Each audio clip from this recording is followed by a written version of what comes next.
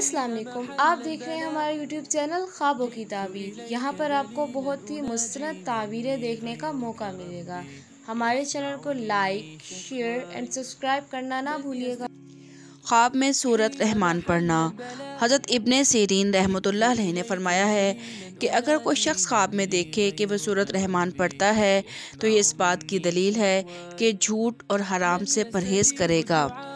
حضرت ابراہیم کرمانی رحمۃ اللہ علیہ نے فرمایا ہے کہ جو شخص خواب میں دیکھے کہ وہ سورۃ رحمان پڑھتا ہے تو یہ اس بات کی دلیل ہے کہ نیک خصلت اور دین کی راہ اختیار کرے گا۔ حضرت جعفر صادق رحمۃ اللہ علیہ نے فرمایا ہے کہ جو شخص خواب میں دیکھے کہ وہ سورۃ رحمان پڑھتا ہے تو یہ اس بات کی دلیل ہے کہ اس جہان میں مال اور آخرت میں نعمت پائے گا۔